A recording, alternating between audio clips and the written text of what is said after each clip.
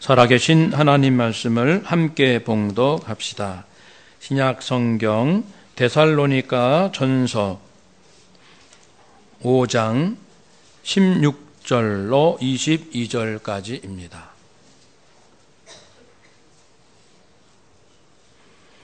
다 찾으신 줄 알고 함께 봉독합시다. 항상 기뻐하라, 쉬지 말고 기도하라, 범사에 감사하라. 이것이 그리스도 예수 안에서 너희를 향하신 하나님의 뜻이니라. 성령을 소멸하지 말며 예언을 멸시하지 말고 범사에 헤아려 좋은 것을 취하고 악은 어떤 모양이라도 버리라. 아멘. 하나님께서 우리의 심령과 예배를 받으실 줄 믿습니다. 아멘.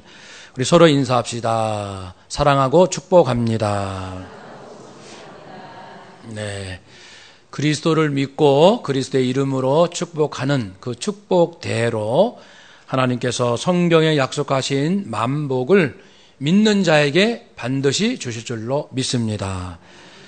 사랑하는 여러분, 이제 우리가 매일매일 달라지는 또 매주 성장하는 삶을 살고 있는 줄로 믿습니다. 그것이 우리의 꿈이고 또 우리가 소망하는 바인데, 오늘은 기도를 합시다. 이 기도를 통해서 가장 사람들이 이상적으로 꿈꾸는 그러한 삶을 우리 살 수 있도록 합시다 라는 말씀을 함께 나누기 원합니다.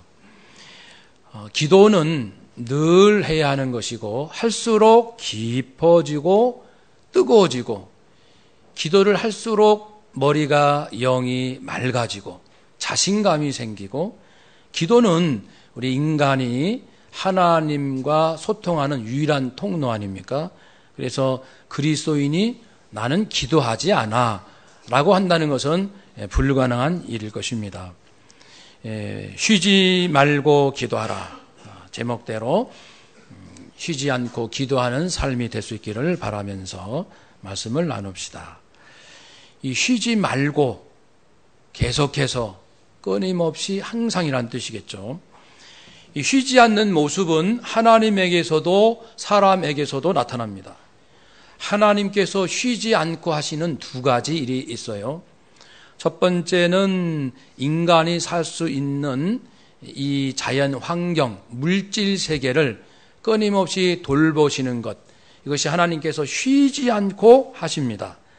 창세기 8장 22절, 땅이 있을 동안에, 이 지구가 있는 동안에는 심고 거두고 춥고 덥고 여름과 겨울, 낮과 밤이 쉬지 않을 것이다.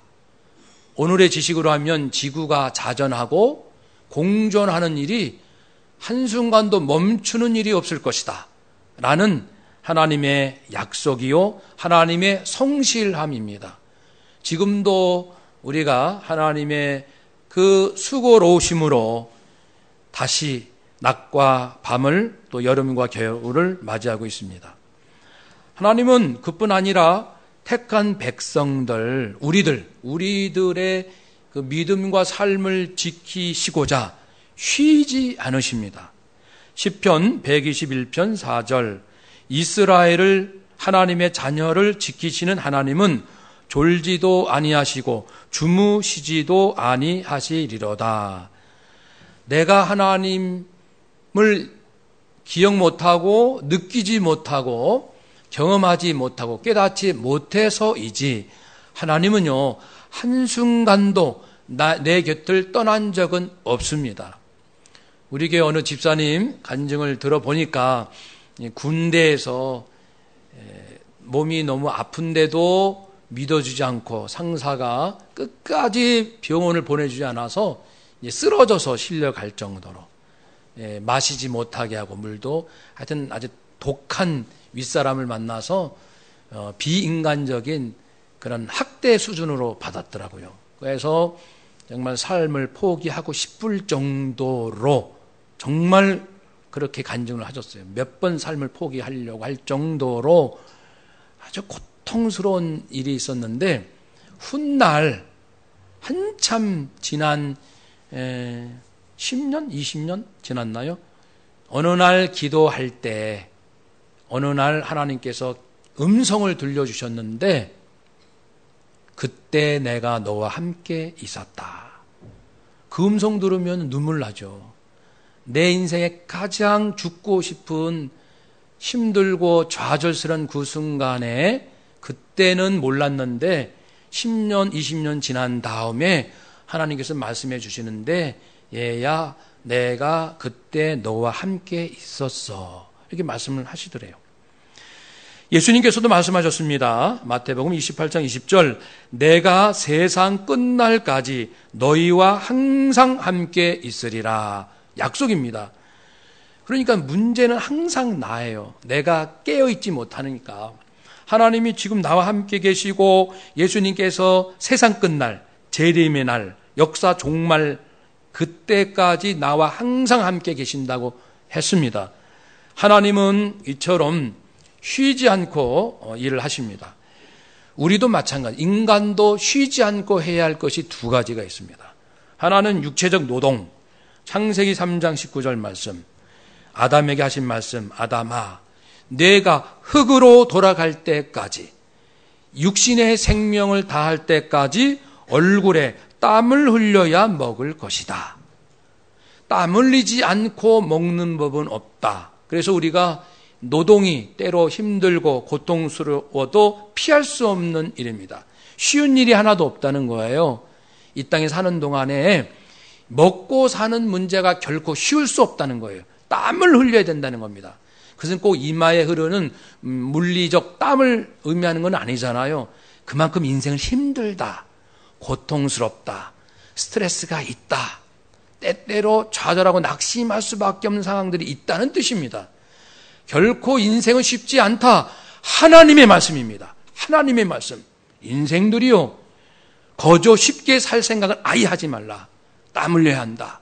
눈물, 피를 쏟아야 하는 때들이 때때로 있을 거라는 말씀입니다. 또 그래서 우리는 땀을 흘려야 고생을 피할 수 없다는 것을 인정합시다. 이거는 우리 삶과 더불어 살아야 돼요. 또 한 가지는 영적인 수고도 쉬지 않고 해야 합니다. 베드로전서 5장 8절 근신하라 깨어라 너희 대적 마귀가 우는 사자같이 두루다니며 삼킬 자를 찾는다. 근신하라 네 마음을 믿음을 지켜라. 빼앗으려고 노리는 자들이 있다. 그것은 무신론자들의 철학과 이단자들의 그 계계와 또 물질주의자들의 물질 공세와 여러 가지로 우리를 흔들어요. 뭐 그렇게 살 필요 있니? 이렇게 한번 살아봐 하면서 우리의 믿음과 마음을 계속 흔들어요. 근신하라.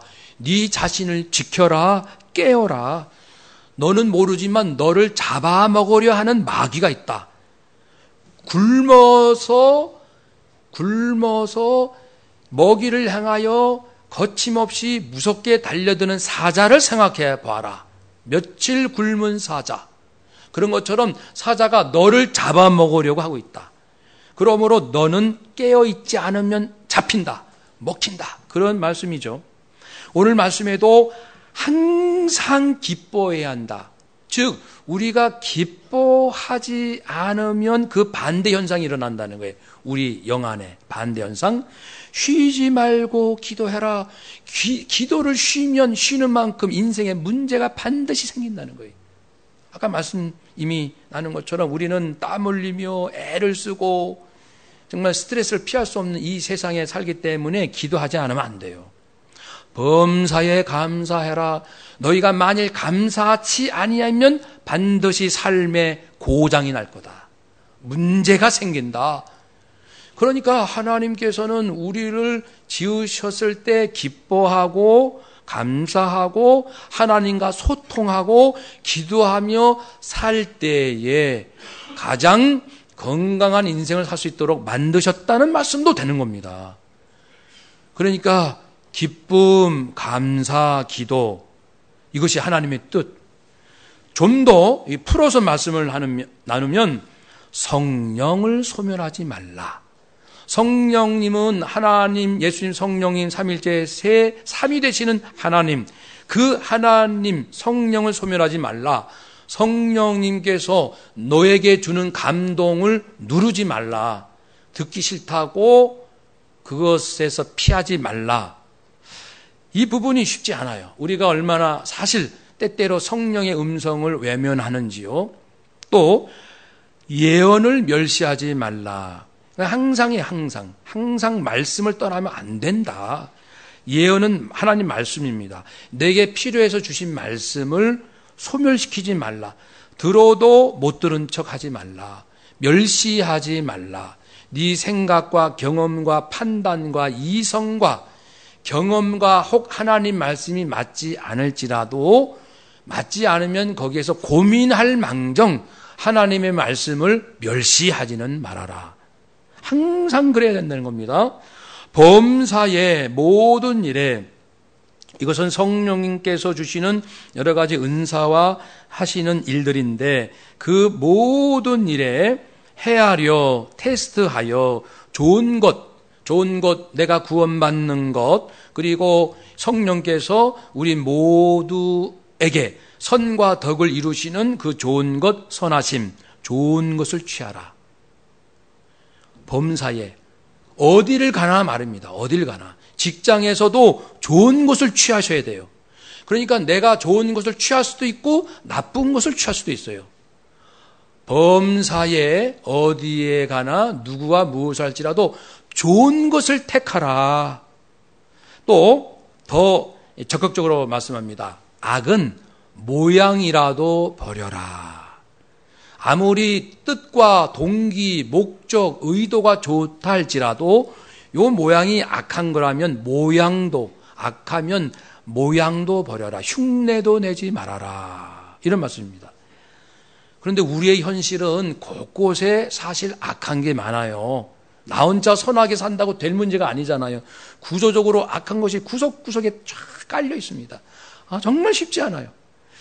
18년 전에 제가 아주 재미있는 체험을 했어요. 어느 교회 가서 예배를 드리게 되었는데, 제법 큰 교회였는데 이 본문을 가지고 설교를 하시는데 본문이 16절부터 21절까지 주보에 나와 있어요. 그래서 이상하다. 여기 보면 22절까지가 한 문단인데 23절 동그라미 있잖아요. 그건 새로운 내용이 시작되는 거예요. 22절까지인데 왜 21절까지지?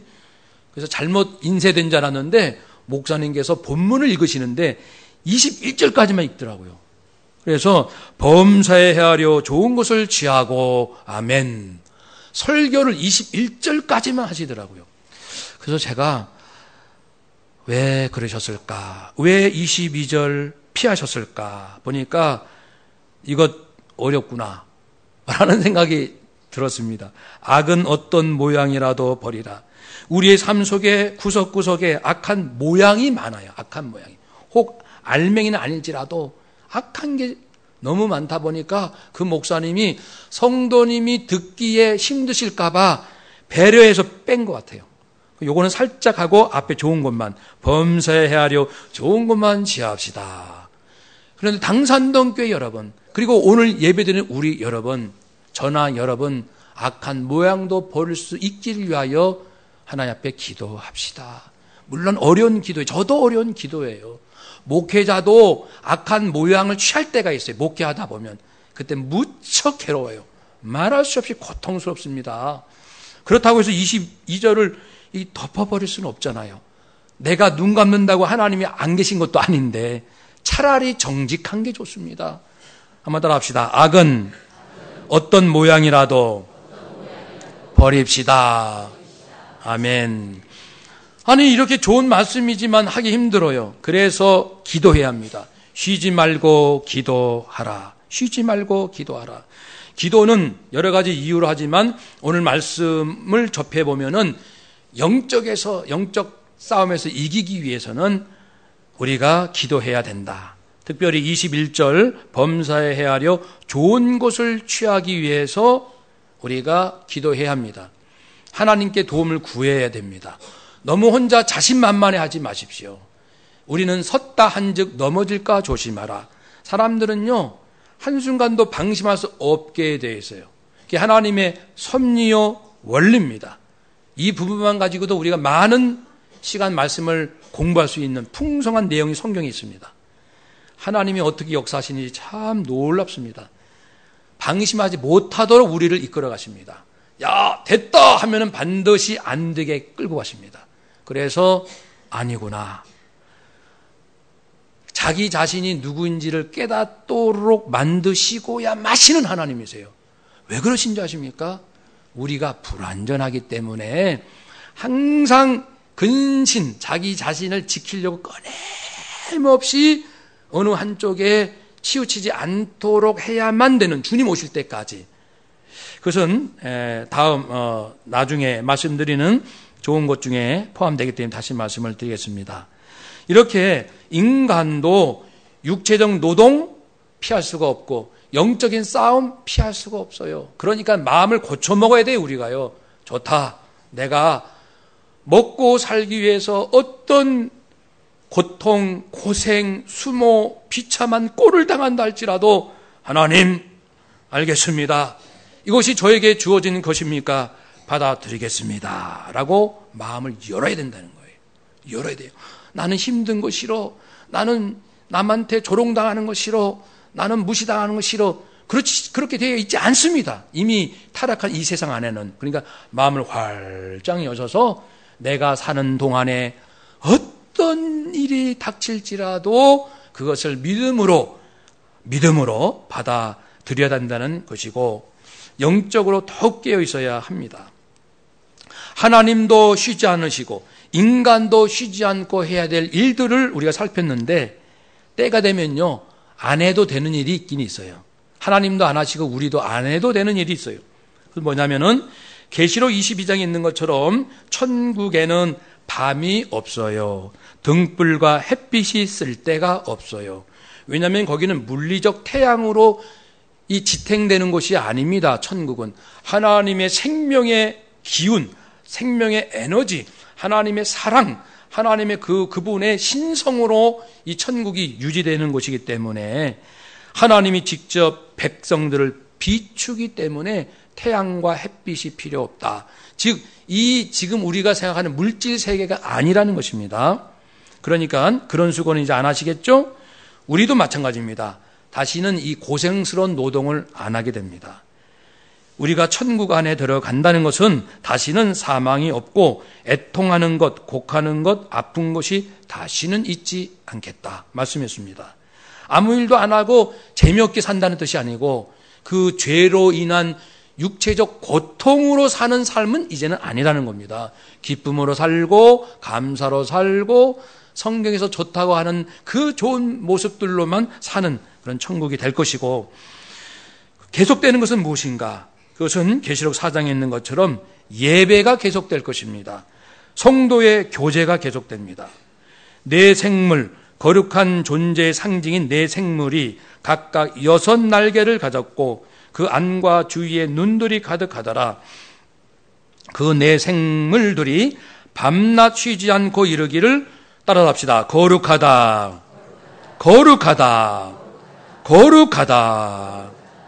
이렇게 하나님을 찬양한다고 했습니다. 주 하나님 곧 전능하신 분, 이전에도 계셨고 지금도 계시고 장차 오실 하나님 찬양합니다. 이렇게 찬양과 또 성도 간의 예배, 교제가 있는 곳, 서로 사랑하고 하나가 되는 그런 곳이 천국인데, 그런 것은 계속될 것이다.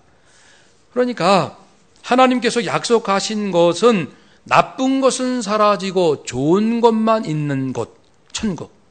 이 땅은 무엇입니까? 나쁜 것이 대단히 많은 곳. 그렇지만은 좋은 것을 하나님께서 불어넣어 주신 세상. 예수님 통해서 말씀과 성령을 통해서 계속 이 나쁜 것이 가득한 세상, 우리들 마음속에 계속해서 좋은 것, 선한 것을 불어넣어 주신다는 거예요. 이것을 받기 위해서는 우리가 쉬지 말고 기도해야 합니다. 알아서 해 주시겠지. 알아서 해 주실 때 하나님께서 작정하신 것은 주시지만 네가 구할 때 주겠다라는 것은 안 주시겠죠. 구하지 않으니까. 그래서 우리는 쉬지 말고 기도해야 합니다. 하나님은 준비해 놓으셨어요. 정말 좋은 것, 선한 것, 아름다운 것, 향기로운 것을 그런 것만 준비하신 분이에요. 조금도 하나님을 의심할 필요 없습니다. 이제 우리는 쉬지 말고 날마다 매 순간마다 하나님께 기도하고 간구하고 내 중심을 계속 바르게 세워나가고 쓰러지면 다시 일어나고 그렇게 해서 성령 안에서 지난주 말씀처럼 성령 안에서의 기도, 즉 내 정욕과 욕심을 앞세운 기도가 아니고 하나님의 뜻은 무엇일까? 하나님은 무엇을 원하실까? 그것을 살핀다는 겸손과 조심스러운 마음이 성령 안에서 기도한다는 거예요. 내가 기도하면서도 내 기도 자체를 날 살피면서 하나님 성령 안에서 기도하기 원합니다. 아버지께서 기뻐하신 뜻대로 기도하기 원합니다. 매 순간마다 기도해야 합니다. 기도하지 않고서는 우리는 영적으로 아까 마귀가 날 잡아먹으려고 지금 마귀가 이 안에도 있잖아요. 귀신이 이 안에도 있어요. 없는 것이 없어요. 귀신도. 그러니까 영적 싸움인 거예요. 우리가 더욱 기도에 충실하고 마음을 하나님께 드리면요, 이제 그 어둠의 세력들이 떠나고 내가 기도를 쉬고 성경 말씀 읽기를 쉬면 그만큼 내 영혼이 배고프고 또 연약해져 가지고 영적으로 싸울 힘이 약해져 가지고 그것을 아는 마귀와 귀신들이 내 마음에 들어와서 이제 흔들고 유혹하고 좌절케 하고 절망케 하고 교만케 하고 나쁜 것을 계속 집어넣어 주는 거예요. 물론 우리 생명은 빼앗아가지 못합니다. 예수 피값으로 구원받은 자의 영생은 빼앗아가지 못하지만 내가 깨어서 날마다 기도하지 아니하면 내 살아있는 동안에 마음이 괴로워요. 예. 어차피 이 먹고 사는 문제는 고생 없이는 살 수 없다고 했으니 피할 수는 없으나 하나님께서 예수님과 성령님과 말씀을 주셔서 이길 수 있게 해주셨어요. 새로운 길이 쫙 열려 있는 거예요. 그 길이 교회를 통하여 이 말씀을 통하여 우리 각자에게 지금 하나님께서 부어주시는 거죠. 범사에 헤아려 좋은 것을 취하십시오 라는 건 뭐냐면 당신이 정말 하나님 이제 제 직장 생활하는 동안에 좋은 것만 취하게 하옵소서, 악하고 나쁜 것은 모양이라도 버리게 하옵소서라고 정말 그것을 원하고 간구하고 기도한다면 그 길로 가도록 해 주시겠다는 것입니다. 좀 더딜 수도 있어요. 빠를 수도 있어요. 외로울 수도 있어요. 그러나 해 주신다는 거예요. 그러니까 좋은 것을 취하라 그겁니다. 그러면 성령께서 우리 공동체 안에, 개인과 공동체 안에 덕과 선을 세우시는 가장 좋은 것들이 무엇일까? 성경의 좋은 말씀은 몽땅이지만 이것을 줄이고 줄여서 5가지, 더 이상 줄 수 없는 5가지로 제가 말씀을 드리겠습니다. 좋은 것이 뭔가? 성경에서 우리가 구해야 할 좋은 것이 뭘까? 구원받은 우리들이 말입니다. 한번 따라 합시다. 기쁨, 성숙, 승리, 일치, 나눔. 먼저는 내 심령이 기뻐하기를 하나님은 원하셔요. 내가 우울하게 살기를 하나님은 결코 원하지 않습니다. 우리는 우리 학생들을 위해서, 우리 사회를 위해서 기도해야 돼요. 우리 학생들 정말 OECD 국가에서 학업 성취도는 최고지만 행복도는 바닥이에요. 그래서 제가 다른 나라 상태도 살펴보니까 네 좌표로 나누었더라고요. 그래서 성적은 좋은데 대단히 나는 불행하다라고 생각하는 나라는 한국.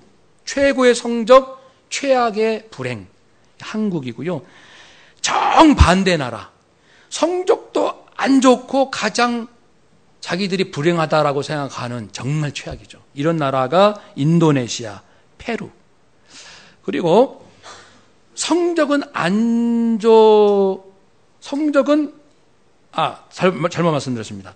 그러니까 성적은 안 좋지만 마음은 상당히 행복해하는 학생들이 바로 페루, 인도네시아 학생들. 제일 안 좋은, 성적도 가장 안 좋고 마음도 가장 불행하다라고 생각하는 학생들은 아르헨티나, 카타르 이런 나라. 제일 좋은 나라, 성적도 상당히 좋고 아이들도 행복해하는 나라들은 싱가포르, 대만, 홍콩, 일본.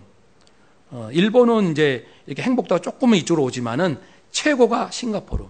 그래서 우리가 연구할 필요가 있는 것 같아요. 한국과 싱가포르가 극과 극이에요. 성적은 가장 좋은 두 나라, 한쪽은 가장 불행하고 가장 행복하다고 하는 두 나라.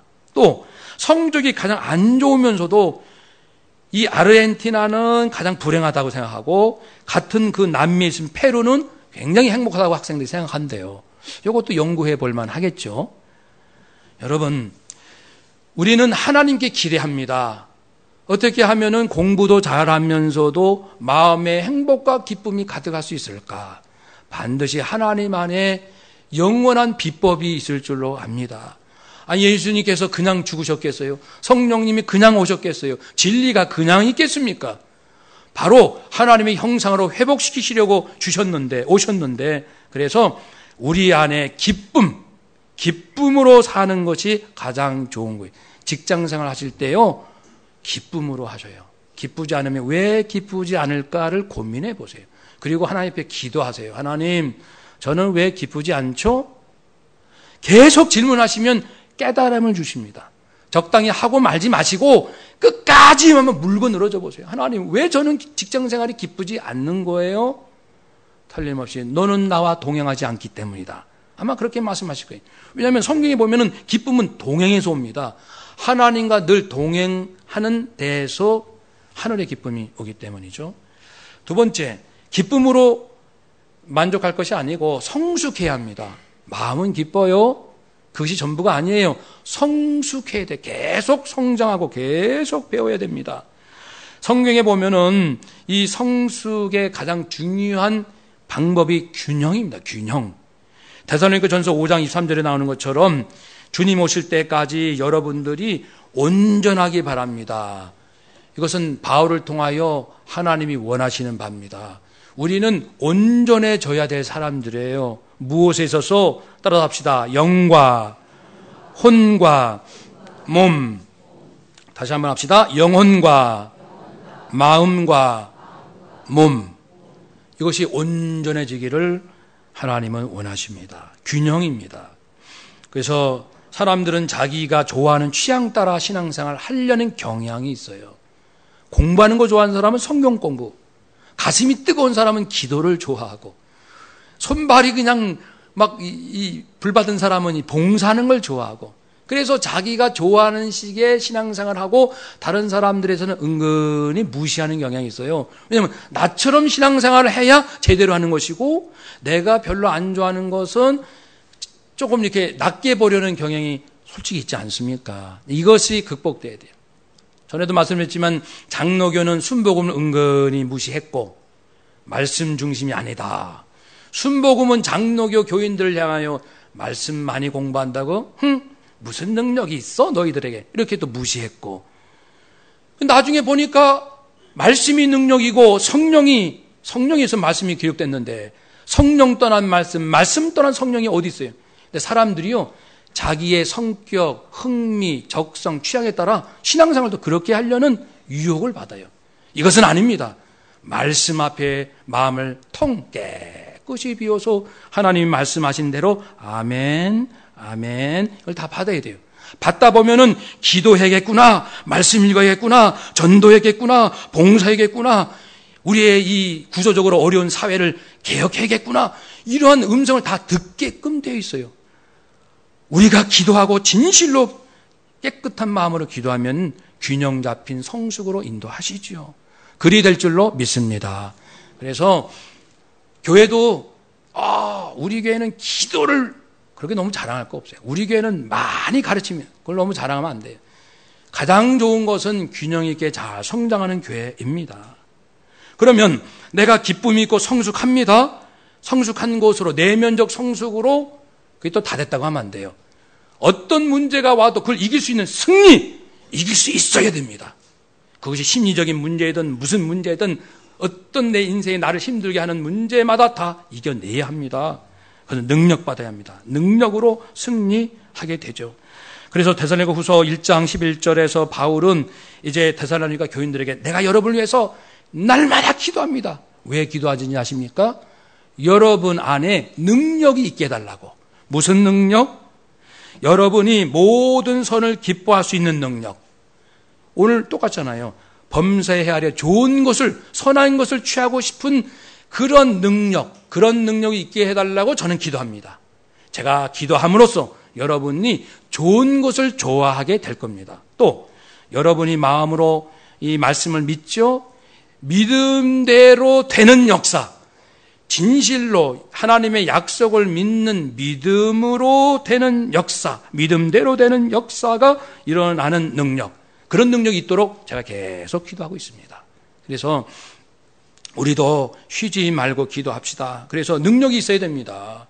누가 나를 욕했다고 해서 그것 때문에 하던 일 집어치우고 나도 똑같이 미워하고 선한 일 그냥 모르겠다 그만하자 그러면 되겠습니까? 그건 진 거예요. 이겨야 됩니다. 능력 받아야 합니다. 기도를 통해서 하나님은 능력을 주실 것입니다.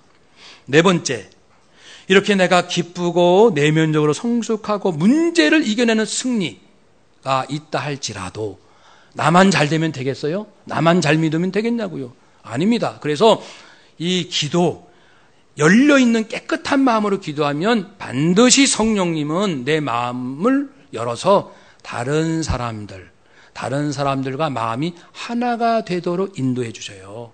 일치하게 해주시는 것이죠. 그래서 기도할 때도 한 힘으로 기도하고 예수님께서 우리가 하나가 되게 기도하신다고 했어요. 예수님 그 요한복음 17장에서 아버지와 내가 하나인 것처럼 제자들도 하나 되게 하옵소서, 서로 싸우지 않게 하옵소서, 서로 높아지려고 하지 않게 하옵소서, 서로 하나가 되게 하옵시고 그러므로 하나님의 영광이 드러나게 하시고 저들이 나의 제자인 것이 드러나게 하옵소서. 어쨌든 교회가 싸우고서는 하나님의 영광이 드러나지 않습니다. 싸우고서는. 교회 일 하다가 싸우고서는 영광이 안 돼요. 나는 옳아. 저 사람이 저 집사가 잘못해서 싸웠어요. 나는 당당해. 싸워야 돼. 하나님의 영광은 딱 가립니다. 능력을 구하세요. 나는 옳아요. 저 사람은 틀렸어요. 저 사람이 우겨요. 내가 오히려 바보꼴을 당해요. 어떻게 하겠습니까? 기도라니까요. 기도. 정말 하늘 보자 움직이는 기도할 생각은 안 하고 인간적인 마음으로 섭섭하다 뭐하다 싸우는 거야. 안 싸우더라도 마음으로 이미 다 이렇게 섭섭한 마음으로 이렇게 화해하지 못하는 하나님의 영광은 다 가려집니다. 가정도 부부지간도 마찬가지예요. 부부지간도 마찬가지, 부모 자녀 관계도 마찬가지. 하나님은 우리가 하나가 되길 원하시지 너 잘났다 그걸 말씀하는 게 아니에요. 하나 될 줄을 알아야 했네. 하나 될 줄. 진짜 능력은 하나 되는 능력이에요. 나를 죽이고 공동체의 덕과 선을 세우는, 가정을 세우기 위해서 내가 죽는 것이 능력이지 나 죽고 가정은, 나는 살고 가정은 죽고 그것이 능력이 아니라는 겁니다. 공동체에 하나 되는, 우리 한국 사회에 많은 갈등과 아픔이 있는데 우리 그리스도인들이 뭐 하고 있는 겁니까? 우리가 가는 곳마다 갈등을 이렇게 화해로 하나로 서로 양보하고 점점 이 평화가 갈 수 있도록 하는 것이 우리 능력이에요. 우리 안에 무슨 능력이 있습니까? 기도하십시오. 교회 일을 하면서는 기도하는데 직장에서 생기는 일은 기도하지 않는 성도도 있을 수 있어요. 교회 일은 기도해요. 가정 일도 기도해요. 근데 직장 일은 기도하지 않아요. 사장, 부장, 상사를 위해서, 직장 동료나 부하 직원을 위해서 기도하지 않으면서도 직장생활을 한다는 것은 우리 그리스도인에게는 불가능합니다. 어느 것도 기도하지 않고서는 될 수가 없지요. 나는 이제 일치를 이뤘어요, 우리가. 그러면 우리 안에 평화가 되고 하나가 되었습니다. 그러나 최종적으로 할 것은 뭡니까? 우리 공동체가 나누어야 합니다. 나눔. 내가 내 것을 베푸는 게 아니에요. 내 것이 없는 거예요. 내게서 온 것을 플로잉, 이거 흘려보내는 거죠. 플로잉, 계속 흘려서 나눔, 섬김으로 나누는 겁니다. 섬김으로. 교만함도 아니고 자랑도 아니고 섬김으로 나누는 그 나눔이 진짜 나눔입니다. 하나님이 인정해 주시는 나눔, 상급이 있는 나눔입니다. 섬기는 마음으로 나누셔야 돼요. 우리 사회에서 나눔이 많이 활성화됐어요. 그러나 얼만큼 상대방을 섬기는 마음으로 나누느냐, 이것이 중요합니다. 우리가 들어오실 때 여러분 저금통 하나씩 받으셨을 텐데 말씀드린 대로 식탁에 놓고 내가 밥을 먹기 전에 동전 100원이든 200원이든 1000원이든 밥 먹을 때마다 넣는 거예요. 넣고 하나님 굶는 사람이 이 세계에 많이 있습니다. 그들을 긍휼히 여겨 주옵시고 그들에게 힘과 용기를 주세요. 그리고 하나님, 우리 그리스도인들이 이 세상에서 굶는 사람을 구제할 수 있는 앞장서는 우리 그리스도인들이 되게 주옵소서. 왜냐하면 사람이요, 먹지 못하는 서러움이 가장 비인간적, 비인권적인 것이 굶는 거예요. 먹지 못하는 서러움. 그래서 예수 믿는 사람은 우리가 가는 곳마다 굶는 사람은 없도록 그런 꿈을 가진다면 하늘 문 열려서 이 지구상의 모든 물질이 아버지 것인데 굶는 사람을 살리겠다는 그리스도인의 그 직장과 사업과 자녀 자손에게 어찌 신령한 물질을 주시지 않겠습니까? 우리는 신령한 물질을 구합니다. 그래서 훈련을 하는 거예요. 저금통에 다 기도하세요. 그리고 저도 밥 먹을 수 있도록 해주시니 감사합니다. 한 번 하고 두 번 하고 계속 하시면 내가 달라져요. 내가. 어떻게 해요? 항상 굶는 사람이 이 세상에 있다는 것을 머릿속에 떠나지 않아요. 한 며칠만 해도 그래요. 직장 있는 분은 직장 사무실에 이 저금통을 책상에 놓으시고 이제 식사하러 가시기 전에 동전 먼저 넣으시고 잠깐 기도하시고 이제 가서 식사하시면 됩니다. 그래서 집에서든 사무실에서든 이 저금통을 놓으시고 먹을 때마다 하신다면 이것이 섬김으로 그들을 사랑하고 섬기는 마음으로 나누는 것, 그렇게 되기 위하여 우리는 기도해야 합니다. 날마다 기도합니다. 이 훈련을 통해서 내가 달라지고 하나님을 새롭게 이해합니다. 굶는 사람을 잊지 않는 사람이 믿는 하나님과 굶는 사람은 잊어버리고 자기 배부른 것만 생각하는 사람이 믿는 하나님은 다른 하나님입니다. 물론 같은 하나님이면 느낌이 달라요. 항상 가난한 자, 굶는 자를 마음에 늘 생각하며 기도하는 사람의 기도는 질적으로 다릅니다. 우리가 그런 기도를 하고 싶어요. 그래서 한번 따라 합시다. 기쁨, 성숙, 승리, 일치, 나눔, 범사에 헤아려 좋은 것, 이런 것만 취하라 하신 말씀에 순종하고 그렇게 하기 위하여 쉬지 말고 기도하는 우리 모두가 되시기를 축복합니다. 아멘. 기도하겠습니다.